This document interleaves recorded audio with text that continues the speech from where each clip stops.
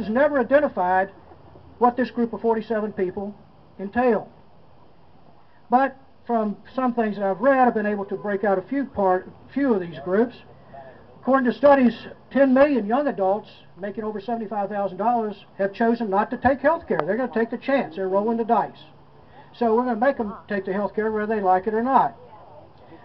According to our great speaker, Nancy Pelosi,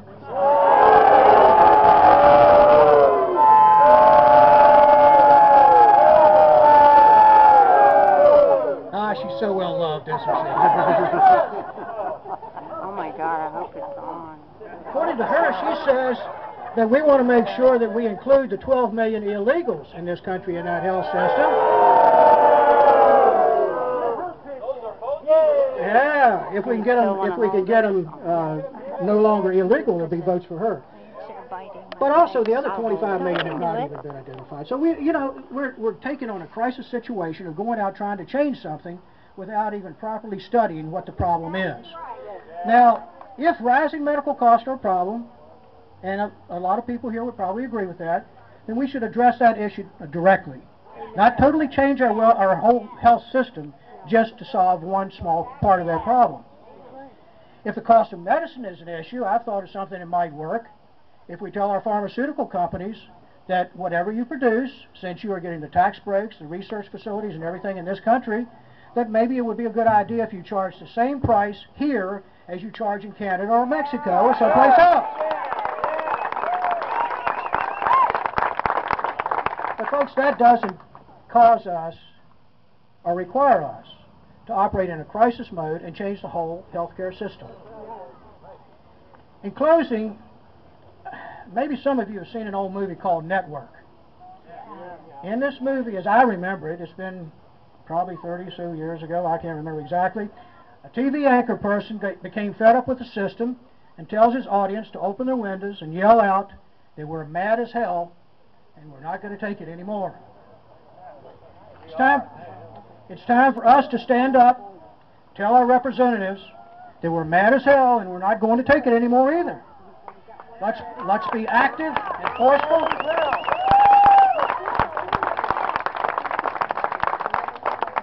Remember, our representatives work for us. We don't work for them. Maybe when all this rush of change in health care, we ought to change their benefits.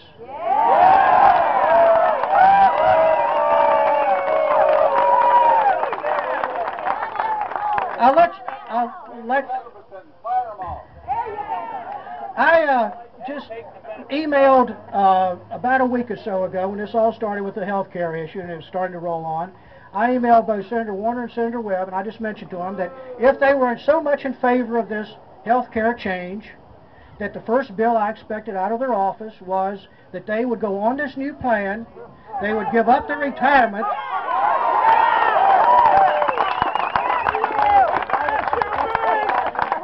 That's exactly right. Why should they have one benefit that is really super, where you can be in office 2 years as a first-term congressman and get full retirement pay?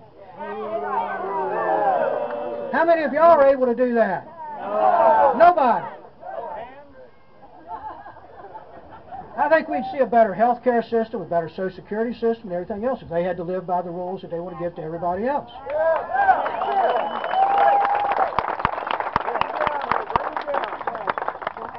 When I got out of school,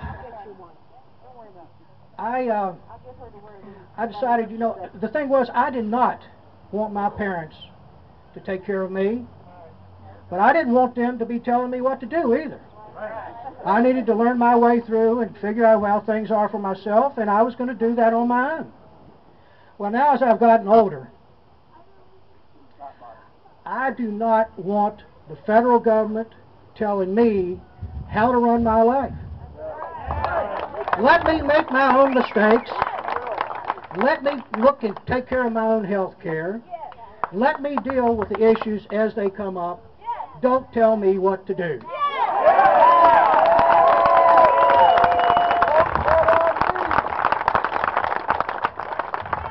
Thank you for coming, and remember, this is our Independence Day. If we choose to stand up for our rights, that will happen. May God bless America, and may God bless all of you. Thank you.